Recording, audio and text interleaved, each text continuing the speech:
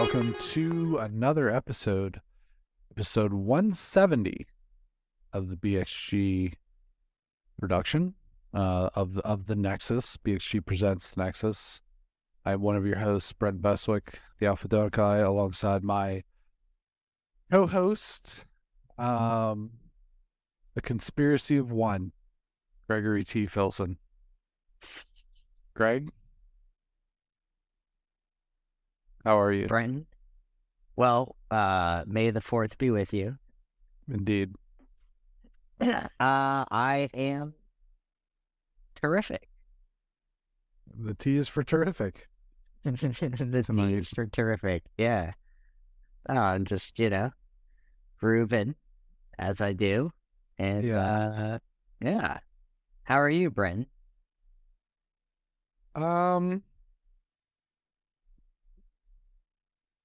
I'm okay. When's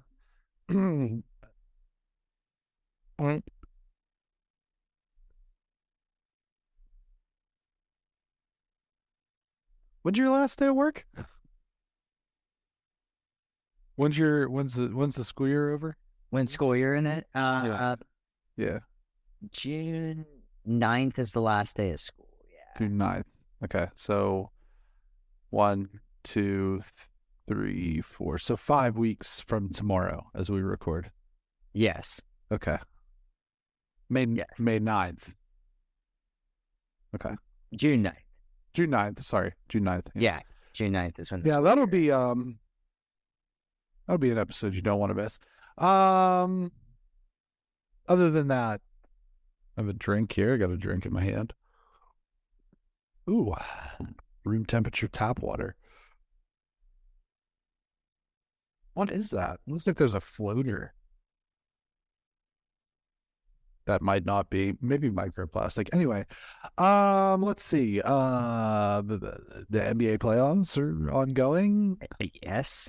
Pirates still doing well for you? Yeah, it is tough against the Rays, but I mean, yeah, they are the Rays. They're very good. So that was tough. We'll see. We'll see what happens the rest of the way. Right. A lot of season left.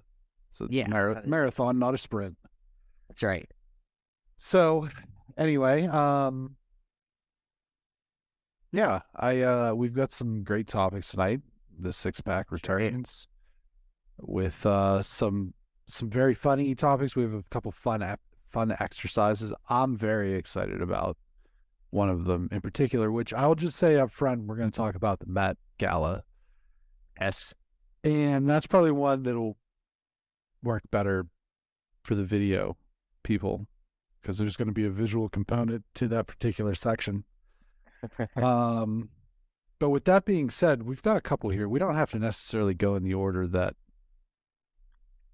they were written into the document.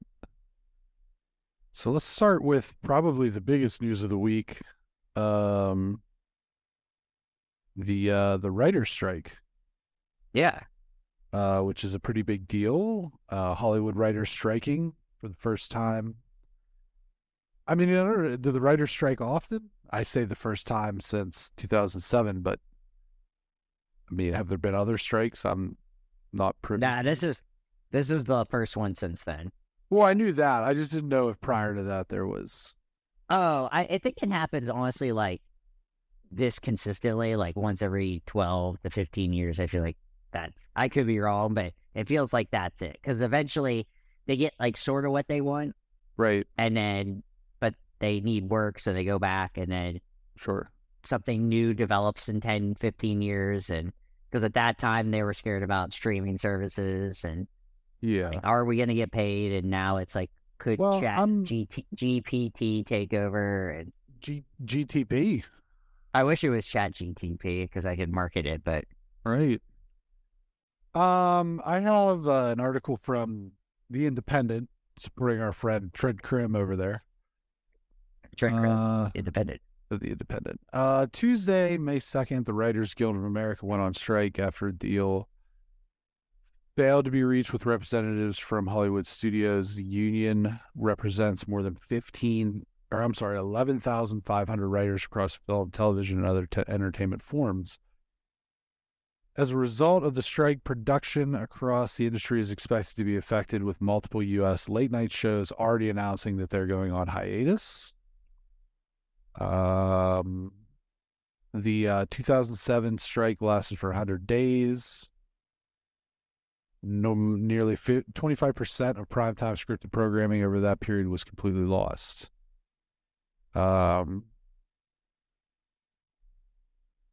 Firstly, there was a heavy pivot towards unscripted reality programming, while some scripted shows did hire non-union writing staff, such as General Hospital or Power Rangers, back in 27. Others entered a period of hiatus or cut short existing seasons. Among the seasons that were cut short at that time: Breaking Bad, 30 Rock, Ugly Betty, Desperate Housewives, Family Guy, Friday Night Lights, Grey's Anatomy, Heroes, and The Simpsons. And it's probably worth noting that about a dozen series were canceled outright as a result of the strike. Radio Guild has in fact on strike on 5 other previous occasions: 60, 73, 81, 85, and 88. And so it's actually way more consistent, and it kind of took a break there. I knew it. Well, the first couple, I mean, you kind of hit it on the nail. 60 to 73, 73 to 81. I mean, that's 9 years. And then the 80s were rife with, so let's break down, what this means for things today as it stands. I know that I'm seeing news of a lot of shows that were getting ready to enter pre-production are just not now. Right. Yeah. And the big one that was impacted by this, as far as our purposes go, is The Last of Us season 2, which they said was months away from pre-production anyway, and this would just presumably kick that back even further. I saw somewhere where the Rings of Power, although that's probably addition by subtraction there. Right. Yeah. Is also going to be delayed. A handful of other shows. Saturday Night Live will be going on hiatus. All the late night shows, but late night shows, yeah. So, thoughts? What can we expect? I mean, at the end of the day, this comes down. What happens is all the writers unite. I mean, this isn't realistically. This is that's what I'm saying. Like, it's a union, and so the writers that this is more concerning is like the contract writers. This isn't your people that are like head writers for late night TV shows and stuff like that. Right. They're just in it because they're in the union. But ultimately what has happened, from what I can understand, is that these contract writers just don't get paid that much. Correct.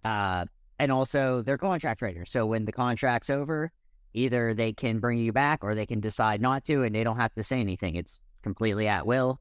And even if you did nothing wrong, you can be axed, and that's kind of the idea. So that's the issue here. Is number one, making sure they get paid like a livelihood worth of money for writing for a TV show. They're basically just asking like, hey, if we write for a show that takes us, 6 months to write for, would it be cool if we got paid, a yearly wage instead of just this thing? Because it's hard to get it. It's hard to get a writing job in general. And then the other thing is like healthcare, stuff like that is just not taken care of. And so they're basically just asking, well, a lot of people, teachers in different unions across the country are asking for same kind of issues. There's this basically happened in LA County, where it wasn't the LA like the full-time teachers, it was the long-term subs, the teacher assistants were doing the same thing. Like, hey, we just want to have a reasonable wage. We're not asking for the moon. We're just asking that, we can eat and have a roof over our head. And that's pretty much what these writers are asking for. They're just asking for a reasonable wage, and that, okay, if I can't get a writing job right after the second my contract ends, if I don't get a writing job immediately afterwards, I can actually eat tomorrow. And it's been a problem. I mean, it's just obviously when you went over the contract, the years that they had strikes, it's just been a big issue. And I think it's one of those things where they'll supposedly this might take longer than the last one. Mm-hmm. I don't know. I feel like they'll have to give them something, because you need to have these shows. You can only go so far with, non-scripted shows or whatever. You need writers one way or the other. And it's just, these always come at like, this is kind of the perfect time, because a lot of shows are already in the can, for that are going to air the rest of the season, and then, Saturday Night Live would have probably had like 2 or 3 weeks left. I can't remember now. So it's like, yeah, they lose a couple episodes here, but these writers are just trying to, like, for production companies, they can be like, okay, well, we'll wait, and then July will come around when they need to start getting back into it, and they need these fall shows, Right? And that's when you'll start seeing them throw, you'd like to hope loaves of bread, but they'll at least throw some breadcrumbs, and then we'll see where it goes. I understand, as someone who used to write professionally, you don't get paid a lot, no matter what you're doing as a writer. It's really a bummer. Even though you can work a lot of hours, you just kind of get, crapped on, for lack of a better way of saying it. And it's weird, because, you see these producers are like, insanely rich, and there's all this money going into it, and then they're like, well, let's pay this writer basically the bare minimum, and the writer will take it, because they're trying to, essentially, these writers are trying to hit it big. You never know when you're going to get your big break. Yeah. I have I have another article here from the Associated Press News, apnews.com.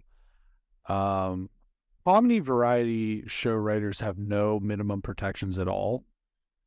And the other aspect here is that because with streaming shows or premium shows, there are a lot of writers who are not, as you said, they're contract workers. So it's a scenario where, they're on hiatus. There's longer stretches between work with shows like they're on Netflix or even the HBO stuff, because we watched The Last of Us as an example. It's the most recent example, really, that we were both kind of on board. Mandalorian, whatever, but The Last of Us, it's 9 episodes. They're not even talking about pre-production until the end of this year.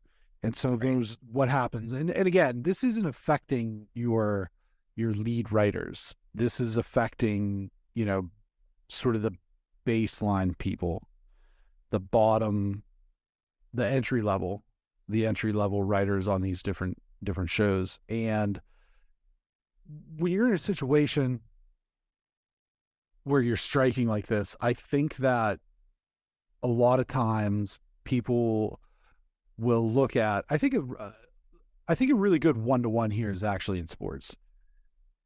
So you've had, in the last however long, you've had the lockouts, the owner lockouts, which are essentially strikes going in the other direction. But, the big strike in baseball in the 90s. And a lot of it comes down to when you have the Players Association, who represents the players. It's the union. It's the players union. Okay. They're not out there to protect guys like LeBron James. They're not out there to protect guys like Kevin Durant, Steph Curry. Those guys are going to make their money regardless. They're out there to protect the guys who are playing on 10-day contracts. Yeah. And I think that that's what gets a lot lost in the shuffle a lot of times, because you have these big name guys who are team representatives a lot of times. And it's like, well, we want these guarantees or that guarantees or this or that. But really what it always comes down to is what's really on the line is, what those role players or those like entry level, what's the rookie structure, that sort of thing. I know in the NFL, it was, for a long time, there was no rookie pay scale structure, and you had these first round draft picks getting, Jamarcus Russell comes to mind, right? And the insane contract that he got as a rookie, and it was a total bust. But that's what when it's a union like this, that's what the strike is about. It's not about protecting, the head writers on shows like like The Last of Us or Succession or The Mandalorian, whatever. It's for the little guy, basically.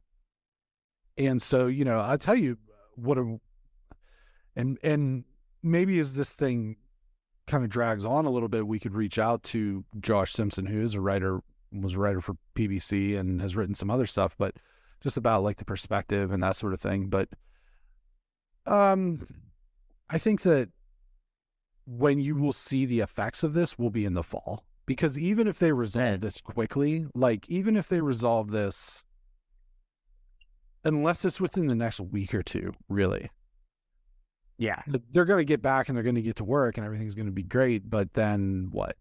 Like, okay, it takes time to create this stuff. And so we're used to kind of the fall seasons of things kicking up right around Labor Day or a little bit after. And that's probably going to get pushed for your network stuff. Now, the nice thing, the other side of the coin here is with the streaming and those different platforms, it really doesn't matter. You know what I mean? As far as there's no time thing, but for the ongoing, the late night stuff, the variety comedy shows like Saturday Night Live, etc., John Oliver, that sort of thing, it's already an immediate thing there, and that's where it's gonna linger on the longest for certain. Yeah, it's weird. It's like you don't think about things like this until it happens, and then you're like, oh wait, like why? Number one, like, why did my show get pushed back that I was looking forward to, or why is it not on anymore? And it's like, well, because you need people to write them. Right. Well, I'll tell you what. Do you know what's really crazy is I'm like, didn't they just do this? And it's been almost 15 years, or 16 years. Yeah, over 15 years. Yeah. Yeah. So it does feel like not that long ago, because that was that's weird. Circle. Yep. So there's all that. Speaking of writers, if you want to call it that, or at least people who were writing things.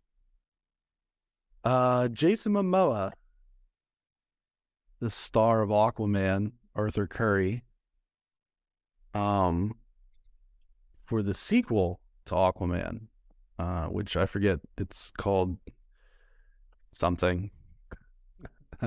Tides of Darkness or some bullshit. I don't know. What is it called? The Lost Kingdom? Does that sound right? Yeah, Aquaman and the Lost Kingdom. Okay. Jason Momoa wrote his own Aquaman 2 treatment, and the main villain was climate change. Sure. And this comes by way of Variety, as relayed by IGN. Momoa previously told Variety that he co-wrote the first story treatment for Aquaman 2, and it was going to focus heavily on climate change. The film would see Aquaman as a sort of environmental activist, a shift that Momoa thought would have been particularly powerful in today's culture. Quote, "The beautiful thing about Aquaman and the Lost Kingdom is me and my partner wrote the first treatment for it, and it was about a 50-page treatment. I had a lot to deal with, me talking to the UN about what's happening with the melting ice caps. There's no far-off galaxy coming to destroy us or aliens from another place. It's us ruining our planet. We need to get it together and save our home," end quote. And I guess that there was some pretty substantial frustration on his part. In another interview with Men's Health, Momoa in part said, quote, "It's not that I don't care about Aquaman. It's a wonderful character. Aquaman is probably the hardest character in comic book history. He's made fun of and ridiculed, but I try to give it heart and soul, and I'm proud of it in certain ways. Do I feel pressure for the sequel to do well? No, all I can do is give it my all, but it is in a lot of other people's hands." It is slated for a December 25th release date, and it could be the last time fans will see Momoa as the King of the Sea. Of course, with the future of DC now in the hands of James Gunn and Peter Safran, it's unclear if Momoa would return. It's worth noting that he seemed to imply that he would have a role in under the new regime. Um, Christmas. What a lump of coal that is. I honestly, when you're like, what's the sequel name? I thought it had like came and went. I thought it was one of those movies that we like, and that's where I was at. You thought it already happened. Yeah, I thought it happened. I thought it came and went. That's where I'm at. Oh man. I'm like looking for how much money it made. I'm like, well, I see the budget. How much money did it make? And then I was like, oh, 2023. Christmas. Okay. Yeah. Oh man. Could you imagine coming down and seeing that in your stocking?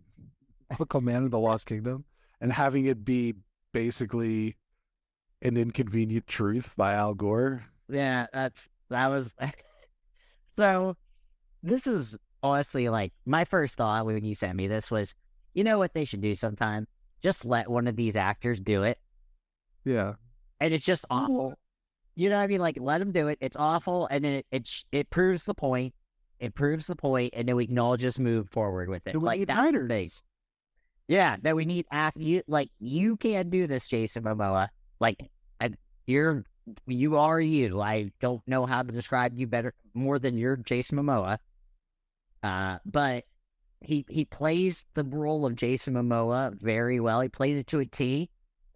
There might be better people that can play it better. I don't know, but I almost like it's one of those things where I see that and I was like, man, if I were like a billionaire, I'd be like, sure, let's do this. Let's see what happens.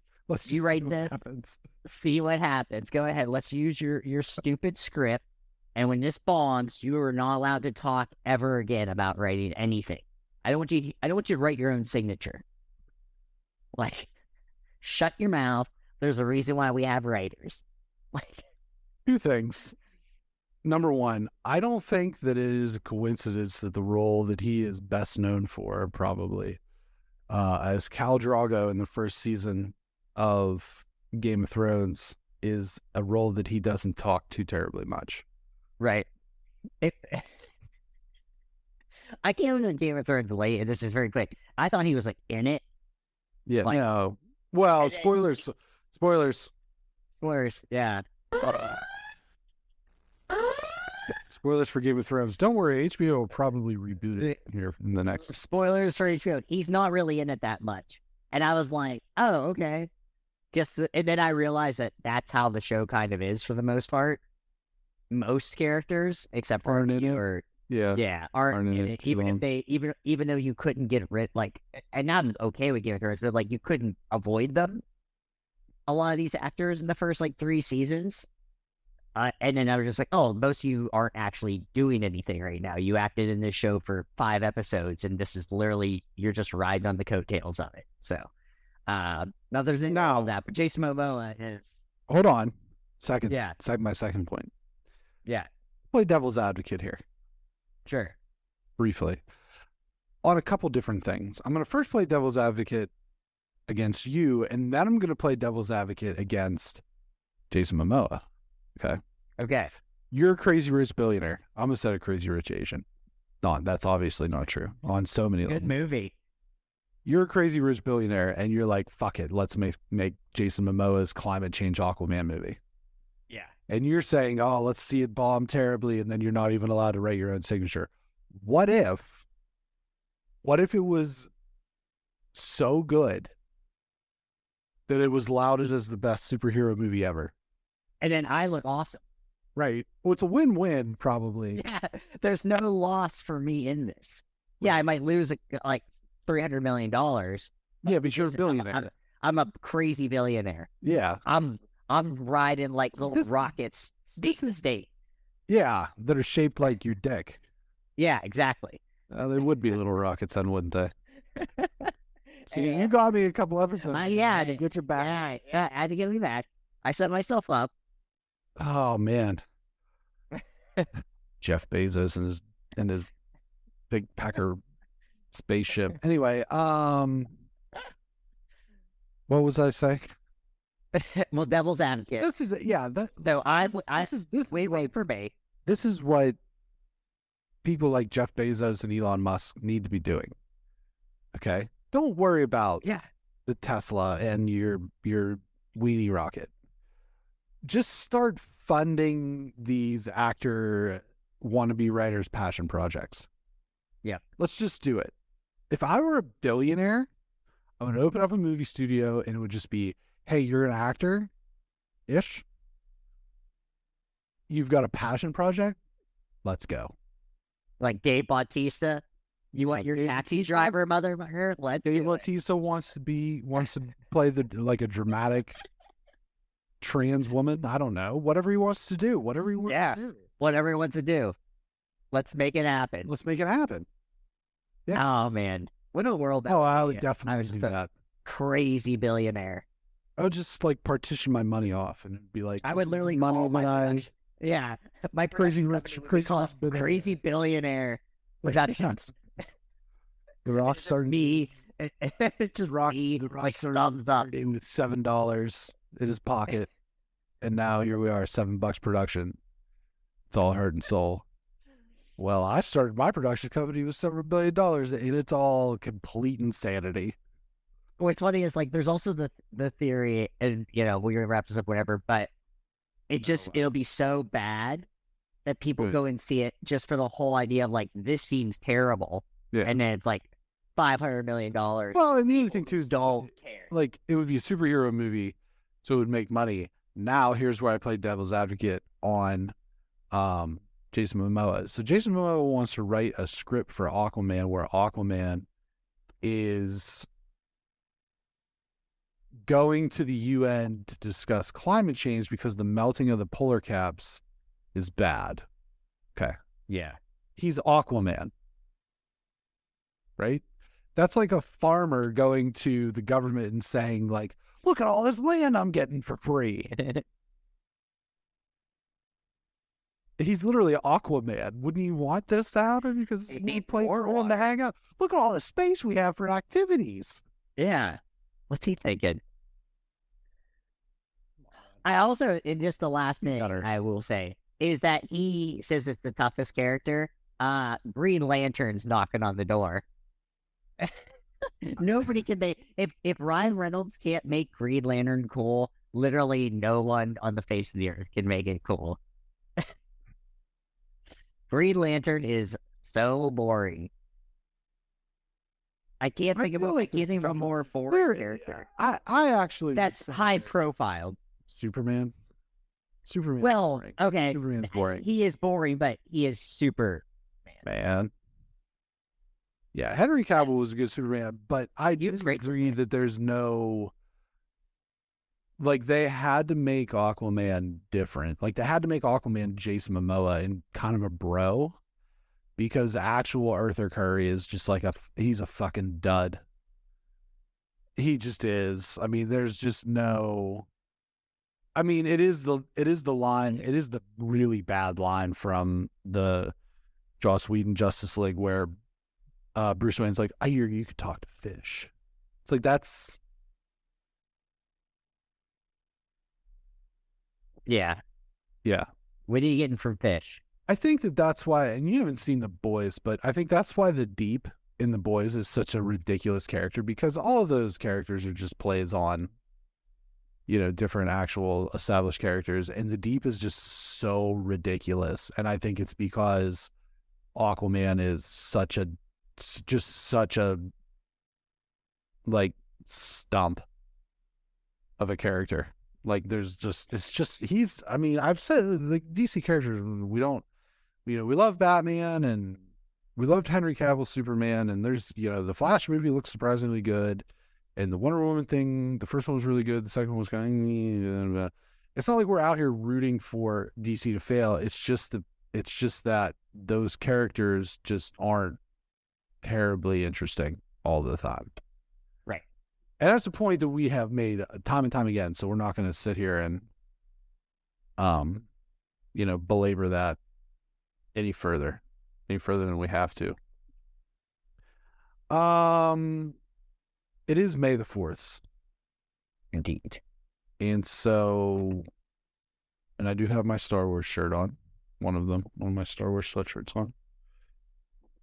So just wanted to real quick do a little May the 4th shout out. Do a little Star Wars segment here. In case you were curious if there were anything today that you could look for, or I guess yesterday as you listen to this, if you're listening to it the day that it releases, that had to do with May the 4th. A lot of the announcements came at the Star Wars Celebration that was in April, but on as of today, Star Wars Visions 2 is out. It's worth noting that the hell did I do? Can you hear me? Yeah. Can you hear me now? Yeah. I just bumped something and it beeped. Star Wars Visions, the original one was 9 or 10 anime shorts. This is the animation from around the world. It's not just anime. I haven't looked at any of it yet. I'm sure I will. A new kids cartoon, Star Wars Young Jedi Adventure, released today. 25 to 27 minute episodes. Jedi Survivor launched on PS5 and the Xbox Series machines on 4/28, so a little ahead of Star Wars May the 4th, but in the realm. And then this was really fun.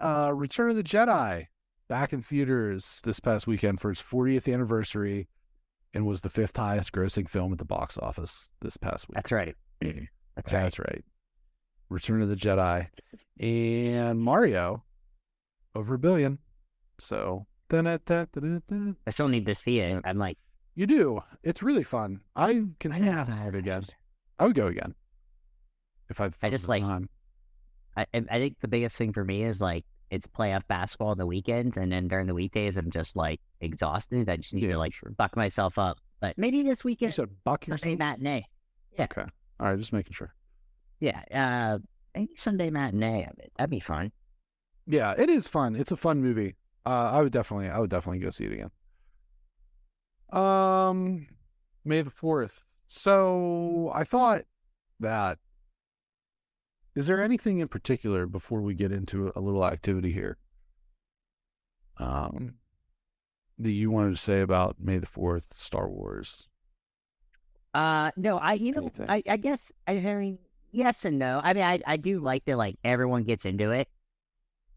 That is something I think is cool. Like, if you look at videos, there's, like, restaurants or whatever places, have people dressed up, or people go a little extra hard. And it's cool that, like, something that is generally nerdy actually isn't, like, you know what I mean? Like, it really has become a thing where, like, everybody gets into it to at least a degree. I saw a couple people today were like, I don't know why you do this kind of thing, but you're like, well, I've never seen a minute of Star Wars. And it's like, well, I'm sorry that you do that. Like, sorry you did that to yourself. That's why I'm happier than you are. Yeah, like, honestly, like, if you haven't seen a minute of the movies other than the original 3, that's good enough. Also, like, see the original 3. Yeah. And they're very good movies, and I like it's weird to me because it always seems like a power move. Yeah. That's the thing I don't like. Like, well, I've never seen Star Wars. It's like, sorry, okay, so you missed out on culture. Good. Well, it's just like, I don't understand. There's other things too, like people wear stuff like that as a badge of honor, where it's like, well, I didn't do this. I never even seen a Star Wars. It's like, okay, like I don't watch TV. Like, yeah, oh, cool. I've never even seen a Star Wars. Well, it's like, well, okay, I've never seen Ted Nugent in concert or whatever that you're into, but I'm not trying to rain on your parade right now.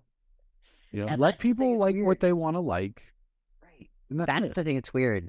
Yeah. Like, I think that's the biggest thing is I think that, and maybe I'm paying too much attention to stuff like that, but there is idea, like, when this rolls around or like a new Star Wars movie comes out, you'll see that where someone's like, well, new Star Wars movie came out.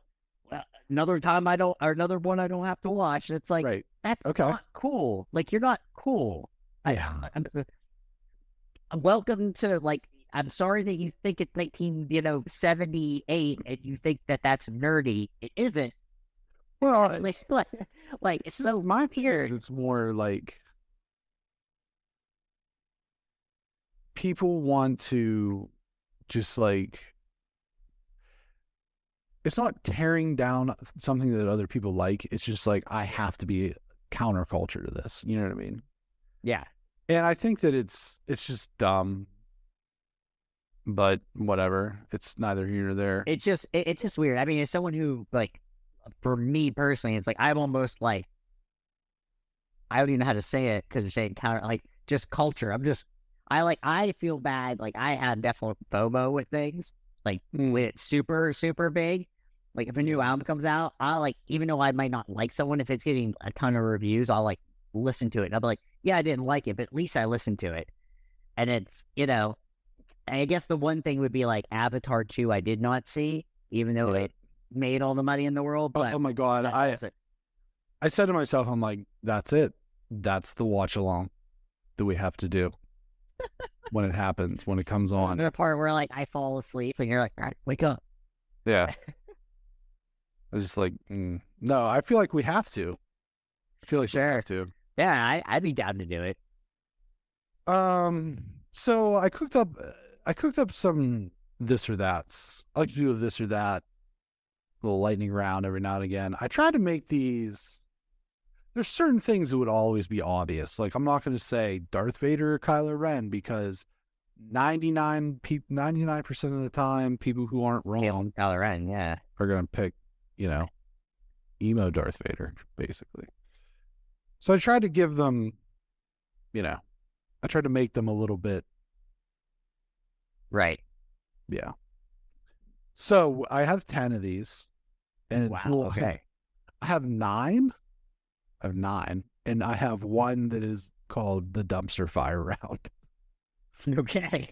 So I'm all in on this. Yeah. Okay. So Darth Maul or Kylo Ren?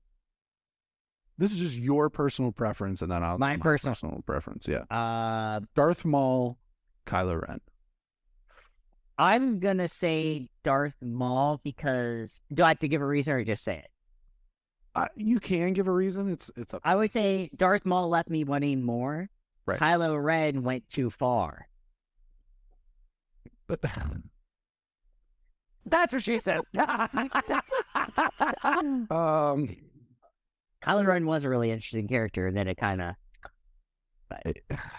Darth Maul. That's a whole. Listen. That's a whole other set of things. That's a whole. Yeah, okay. We did 2 full episodes, like very early. Yeah.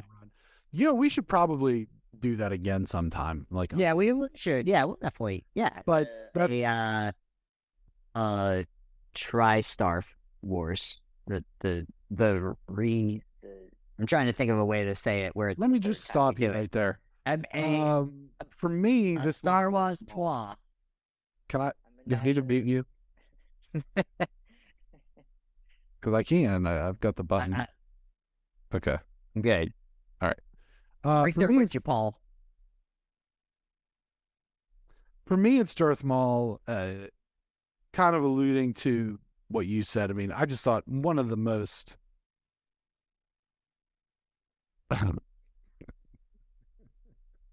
Why didn't you have that on from the beginning? I have to return some videotapes. There it is. It's my new hot girl walk hat. I think you just wear it all the time. She's thought you wear it all the time. Darth Maul was a character that, if you go back, way back, and listen to those Star Wars breakdown episodes, that I just feel like was comically underserved, as well as Qui-Gon Jinn. But yeah, Darth Maul for me. He's got a cooler look also. Yeah. Than Kylo Ren. Kylo Ren just looks like emo, skinny Darth Vader. All right, number 2, Ewoks or Porgs? Porgs were the, what the Porgs are. Yeah, I'm an Ewok guy. Yeah, me too. Yeah. Just cuter. I like that. Well, yeah, cuter, not CGI. I mean, yeah. For one. And, the way they talked was also very cute. Like, very cute. Number 3. you had to pick a mentor, train you in the Force, would it be Yoda or would it be old cranky Luke Skywalker? I thought you were gonna give me Obi-Wan. So you threw me here. I'm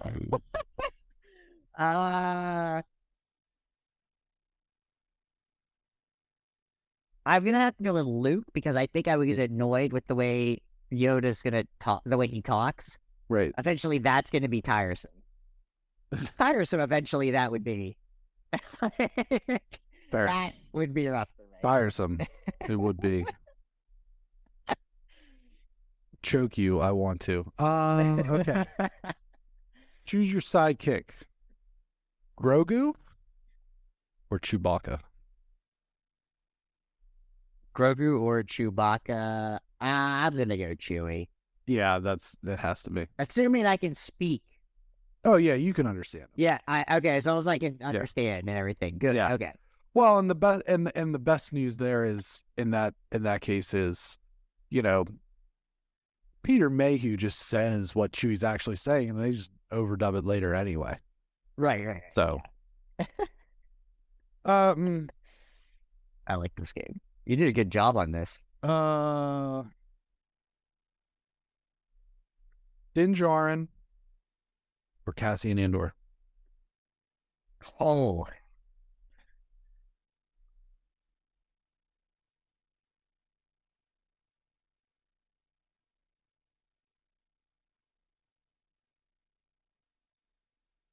I'm gonna go Din Djarin.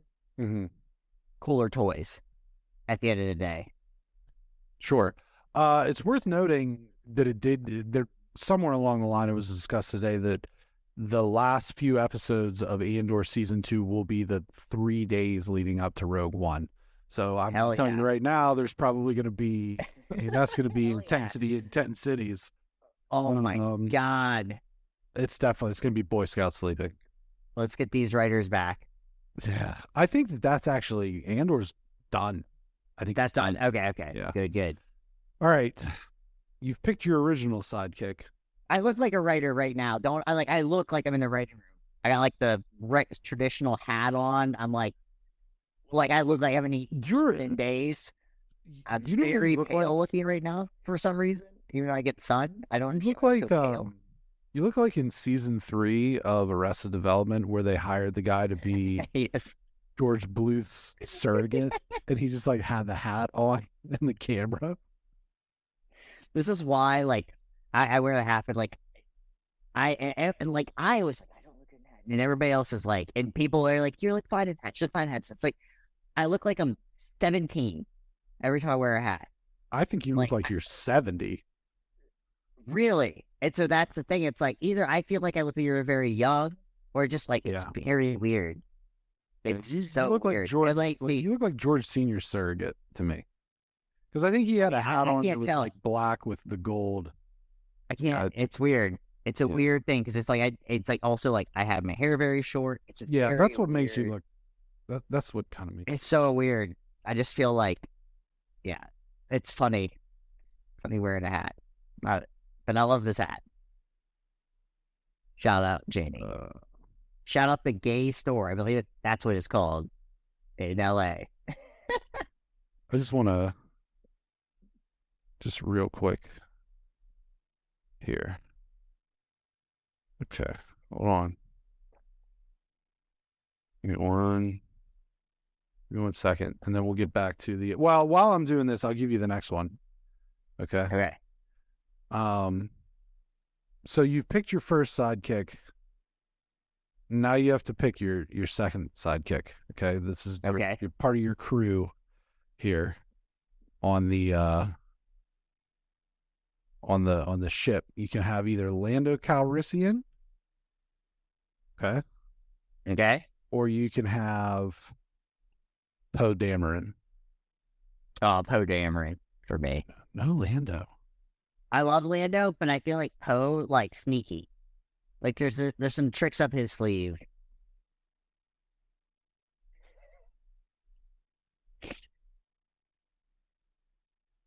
It is not inaccurate.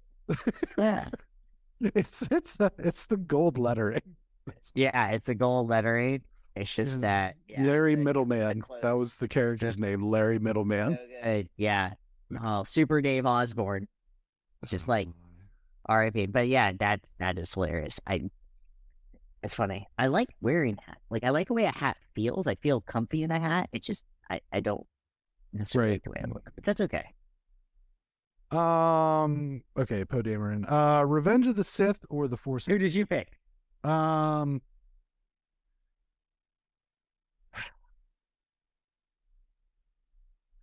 gonna cop out a little bit. I'm gonna say Lando, but it's Donald Glover's Lando. Whoa. Yeah, I'm gonna go with young Lando, played by Donald Glover. I know that when we get a bunch of downloads because of that comment. We will? Yeah. Why, are there haters out there? I mean, there's haters. People out there drinking the haterade. Anyway, Revenge of the Sith or The Force Awakens? Actually, I'll tell you what. Let me even expand that. Prequels or sequels? You know what? This may be. Actually, I think you're probably. I'm going to say prequels. Yeah. I feel like the prequels are more. I think the prequels aren't as bad as we initially thought, like in the moment. And I think we're like, I think even now, like looking back 20 years, like they're very quotable. A lot of the thing was that we like shit on a kid. Yeah. Like that was weird. And like, I mean, like it is the storyline that was missing. So, right. Yeah. The ones, the most recent ones are not a storyline we necessarily care about, but like the prequels are a storyline that actually kind of matter. I mean, you do sort of want to understand why like Darth Vader exists and what led up to it. How that happened. I think the prequels.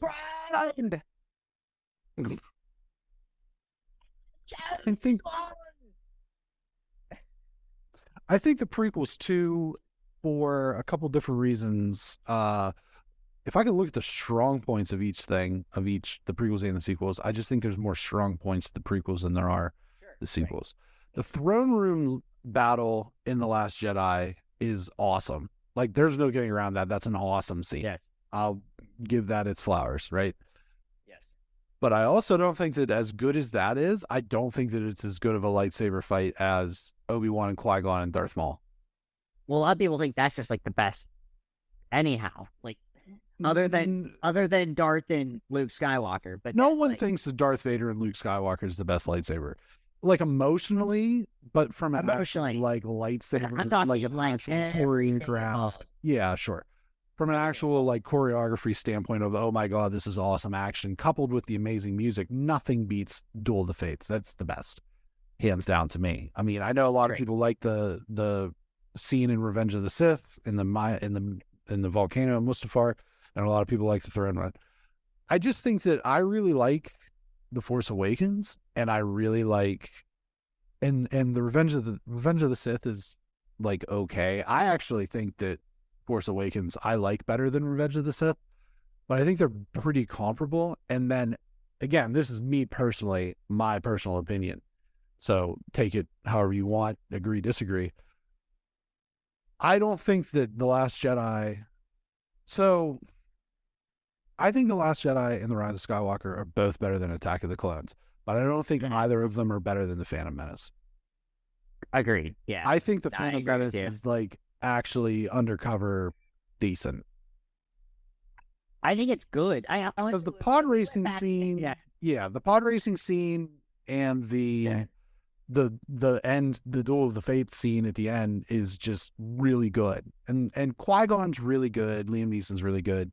Ewan McGregor, Darth Maul is as we've said, underserved, very interesting villain. Like you said, we're shitting on Jake Lloyd. He's like 9. The other thing I will say about those the 1 through 3, it wasn't fan service. If anything, it was anti-fan service. Yeah. You know, yeah. I mean, mine as well. Have a bunch of things. R2 and 3PO didn't need to be in the Well, movie. they didn't, but for the most part. But like the newest 3 are definitely a lot of fan service. Yeah.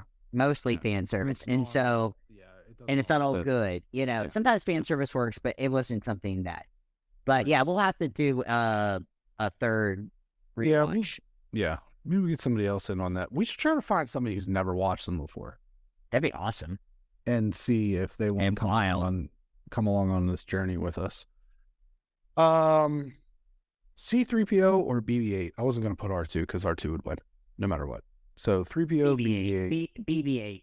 Yeah, 3PO is kind of annoying, honestly. He talks too much. He talks way too much.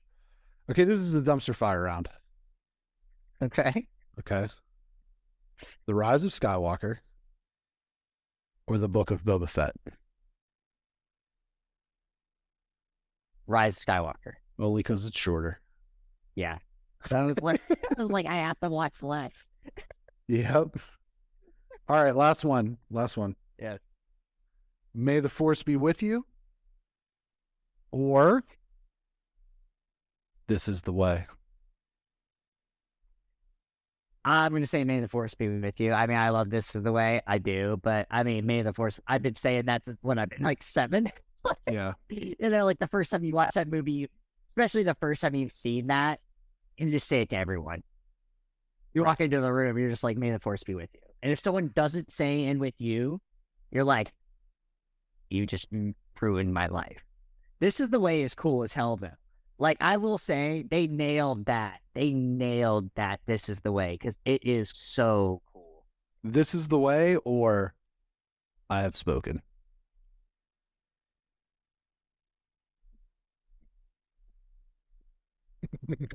I'm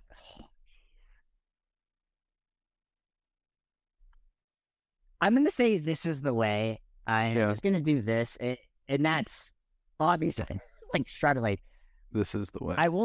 This is the Way is so like, it's one of those things where I keep trying to do it. This is the Way. Yeah. I keep trying to do it like in my class or something. I'll say something like, well, this is the Way. And like the kids aren't necessarily like, I think some of them watch it. But it's all about presentation. Yeah. And they're like, you know, they'll say something. They're like, Mr. Filson, why do we do this? And I'll be like, this is the Way. Maybe you should change it up. I Have Spoken. And maybe I should say that. But no, I just think both of those are like. Yeah. I mean, but This is the Way is so cool. It is just, they nailed that. They're great at those little catchphrases. I mean. Yeah. Well, that was great. You killed that, Brent. Those were like all. I don't think anything was other than C-3PO and BB-8. Yeah. That one was a landslide for me. I just don't want. I just like Janie loves C-3PO, and she wrote a whole book about the guy that played him, and it was what's his name? Book. Anthony. So or no? Yeah. You're on it.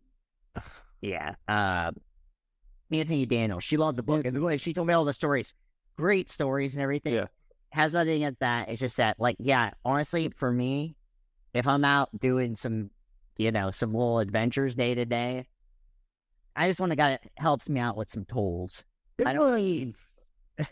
Like, I think that he actually kind of got tarnished a little bit by the prequels and the sequels. I think it left him alone in the original trilogy, where it was like, okay, he's droid, he's protocol droid, he's there to translate. Yeah. He talks way too fucking much, but it's part of the joke.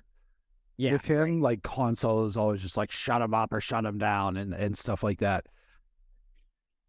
Like that would have been fine, but them rolling him out again for another 6 movies was just like overkill. That's too much, yeah. All right. We can make this next one pretty quick. Across the Spider-Verse. Spider-Man, the sequel to Into the Spider-Verse, Across the Spider-Verse, is currently scheduled to be a whopping record-breaking for an animated feature, 2 hours and 19 minutes.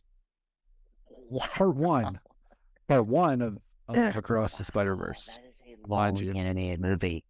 The longest ever. And one of our things is always less is more.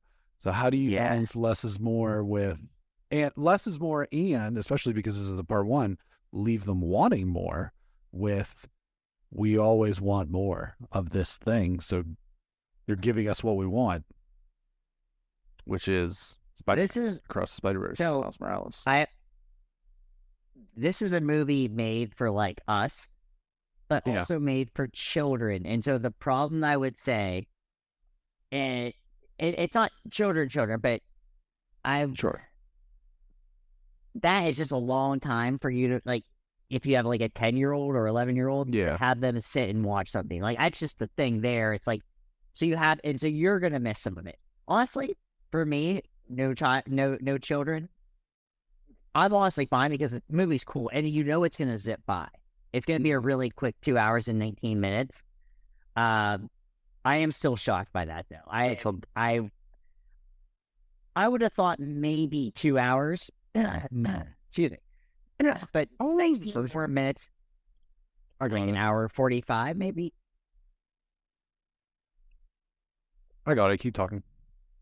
I just think I had to clear my throat there. That just might be. I know 19 minutes doesn't seem. Hour 56. Yep. So you're talking about half hour more. Yeah. That movie was so great, and it did leave you wanting more. We both talked about how much we loved it, and just this feels almost pushing that limit. And I'm not saying it won't be great, but I could see that being an issue with this movie. While like I will love it probably no matter what, but it's kind of like me with like Scorsese. I don't care. Give me 3.5 hours. I don't care. Like I'm Scorsese pilled. That's fine. But or even Christopher Nolan pilled. Like that's just how I am. But there are people out there like you have children or you just, other things, just other things get in the way there where it's just 2 hours and 19 minutes is just long enough that you may not get to watch the whole thing for a reason or, it's just your kid might just get, annoyed or you may just get a little bit bored with it. Like, I don't know, but that's a long thing. I can't believe they did that. Like, I'm shocked. I wanted to be surprised in time when I saw that because I was like, I don't want to know how long this is until you tell me. That's what she said.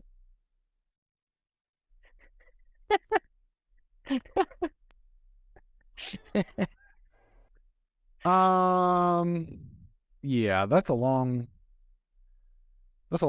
animated movie, but I'm on that. You know what we should do? We never did. You know what we never did?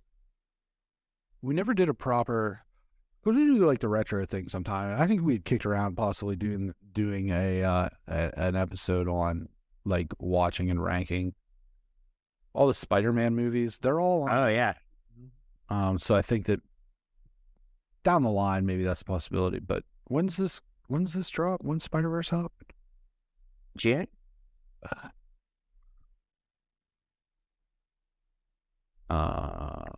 Release date June 2nd. June 2nd. Okay. Yeah, probably not enough time to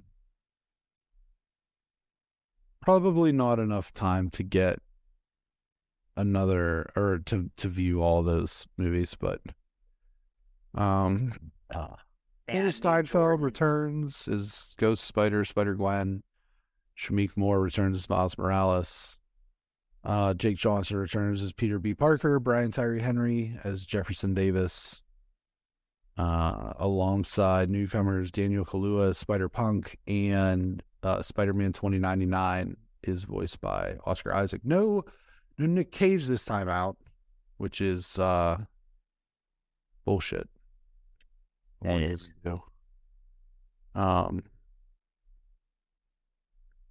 Looking here. I was just gonna say these Jordans for this second one are sick. Oh, for Miles?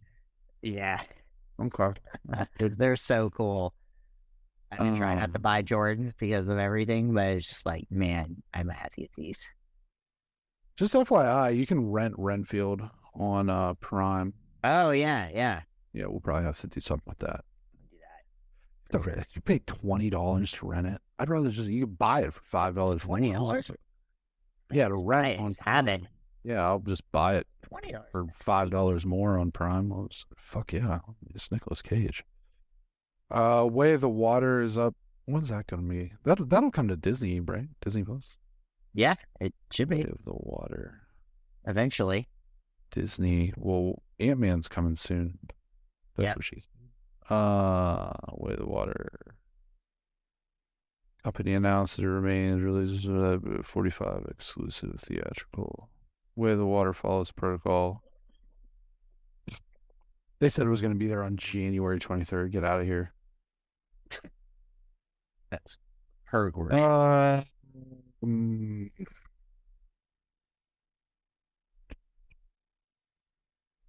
Trailer for it. When is what's on Disney Plus? Digital release was May 28th. I bet you it is. It's past, yeah. Or I'm sorry, it was no, it should be March 28th. It was released digitally on March 28th, yeah. Oh wow. So I would say soon, probably. Yeah, maybe even sooner than that. Oh, I guess it is already May. It's May 4th yet, though. Yeah. So yeah, Spider-Verse is gonna be great, and now it's time for the Met. The Met Gala. Or Met Gala. Can you explain this? Just in general? Yeah. So every year, the first Monday in May, a bunch of celebrities gather together, and there's a theme. And this year's was Karl Lagerfeld, designer, a well-known and controversial designer, Karl Lagerfeld. If you look him up, you'll be frightened. Kind of a weird guy, but he's known for really dressing a lot of like odd people. I mean, he's not my favorite weird designer. Alexander McQueen is my favorite, like, oddball designer. But yeah, this was odd. There's a lot of odd takes. There were some people that took some shots that he never liked the color pink. So some people slipped some pink into their wardrobe as like a FU to him. But yeah, so he was a very eccentric designer, a very oddball kind of guy, as a lot of designers are. But this year's Met Gala had some outfits, some fits for real. And Florence Pugh had her hair buzzed. I gave you an assignment. Yes. And that was to collect some of the more ridiculous. Yes, I think I did a pretty good job. You did a pretty good job. And so what I've done is I've made the corollary here. And we were just talking about Spider-Man and Across the Spider-Verse. So I'd like to introduce you to the new Sinister Six. Yes. Because these are clearly inspired by comic book villains, some of these outfits. Now you're able to see the screen well? Yeah, I can see it well. Yep. All right, so who are we looking at here? Oh wow, I forgot who everybody was. Let me look real quick. It's Doja Cat. Is it? That's right. Yeah, it's Doja Cat. So Doja Cat is wearing a white thing here with cat ears, which would make sense. Yes. Since it's clearly a take on Catwoman. I mean, this is a layup. Yeah. Right? This one is layup. That's the layup. Right. This one's the layup. It's too obvious. Okay. So good. All right. Moving along, you mentioned Florence Pugh. There she is. Yeah. Yeah. There she is. Still cool. Yep. Got her hair buzzed. Do whatever she wants. Yeah. Yeah, she can, but she might want to be careful about the copyright violation that could be headed her way for this outfit that was inspired by none other than, may the force be with you, Queen Amidala of Naboo. It's so good. She's also the new ambassador for Valentino, which is one of my favorite designers.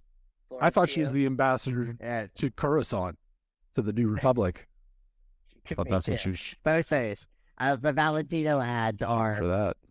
Very nice, but yeah. Well, so's the weather on Naboo this time of year. Just gotta watch out for these gadgets. Very good things about it. Yeah. All right, Jared Leto, you got some explaining to do. This looks fucking photoshopped. Like not even. It doesn't it look, and it's real though. It's Yeah, so real. I'm looking at several of it right now. Yep. I thought it was a very playful take on one of the big stars of the pandemic, the cat lawyer. Yes, cat lawyer. Oh, yes. I am not a cat. The guy was a legend. Yeah, legend of the pandemic. All right, who do we have next? Lil Nas X. That's Lil Nas X. Yeah, Lil Nas X. Well, I'm guessing he's the Silver Surfer. Night King. Oh no. Yep, it was either that or a putty from Power Rangers. Yeah, there are villains. I'm sorry, they're villains. Yeah. Yeah. Well, the cat lawyer's not a villain. Yeah. Well, he's a hero to everyone. He is a hero to everyone. That's true. He's that anti-hero. Yeah. Yeah. You know, he's part-time villain. Right. Right. Yeah. So we've got Lil Nas X, the Night King. Okay. Our boy Pedro Pascal. I couldn't do him dirty. Hell yeah. I couldn't do him that dirty. You know, he's just it's just a red trench coat. What is that though? It's like a red trench coat and a red. It's a suit, and then it's short. Like he's wearing like Spanx. Well, it's like weird schoolboy with the trench coat. I couldn't do him dirty, so I gave him a Mega Red. Who's that's solid. Well, Mega Red, man. That's a great character, Brendan. Good pull. Yeah, it's a good Wolverine and X-Man villain. My face hurts from like laughing and smiling about this because you killed it. Rihanna. I think she's the. I think Rihanna is the. I think she wins the prize for showing up as Galactus from Fantastic Four, the rest of the Silver Surfer. So good. So good. Oh my God, what in the fuck are these people thinking? So, that's all we have. Many years, I love the Met Gala. And the main thing that says a lot about you. When Lady Gaga, because I like ridiculousness. And I love that show. Is that where she wore meat? Well, is that the that was the BMAs. But she did this thing where she had like a change of outfit on there. Oh my God. So great. It was so great. It was just, look it up. I mean, it's like truly one of my favorites. The camp one. And that was about, I think it was 9 or 10 years ago. And she just looked great. I can't say that anymore. But somewhere along the way. Why can't you say that anymore? But what I mean is, like, we can't say that anybody looks great anymore because I feel that the Met Gala has lost its way. Oh, okay. And it makes me sad because it's something that it can fall on my birthday every once in a while. It's, it's right around, like, I really like where my birthday falls because it's Met Gala, it's NBA playoffs, it's Kentucky Derby time. And so these things is not like the other. It's all these things that I love. And then, like, it just has lost its way so much. Like, Lil Nas X made me so sad. When I saw that. The Night King. The Night King. Right. When I saw that, I was appalled. I was just, there's a. He's a weird. He is a weird guy. To begin with. But to me, there is this thing of, like, just wear a suit and make it a weird suit. Like Pedro Pascal, like, it's goofy, but at least he can, like, be that. Like, and he owns it. There's something about that too, where he just kind of owns this whole thing that he's going through right now. Because he wears the weirdest outfits, but he's, like, into it. Because he's like, I've been working my ass off for 25 years, and just now I'm kind of famous.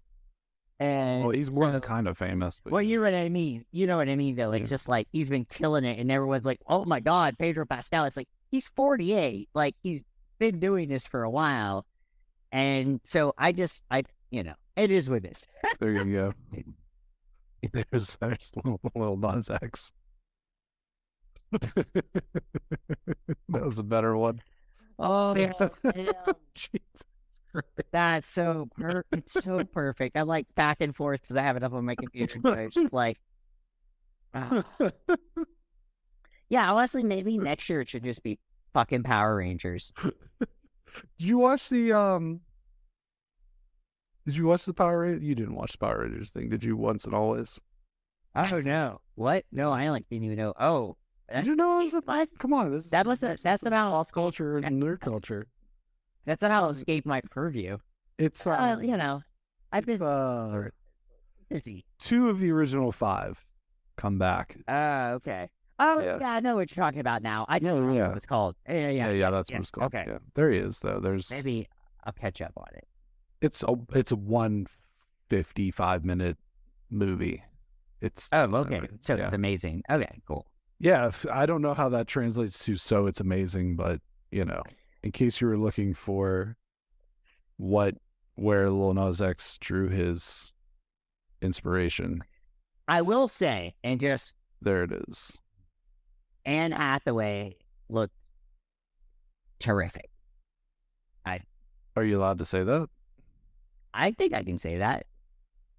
She looked incredible. Just gold or red? Like the whitish silver kind of thing. Met Gala, yeah. I thought she looked great. Yeah. She looked fantastic. So yeah, good for her. I couldn't say that about too many people other than her, but So yeah, no one looked terrific. Big fan. Media recommendations.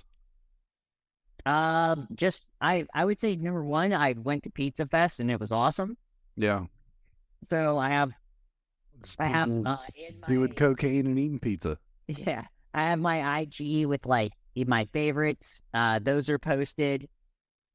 Check those out. I'm gonna periodically put out the full reviews this week, so check those out. It was really busy. I was really busy with it. It actually was perfectly done. It was super cool.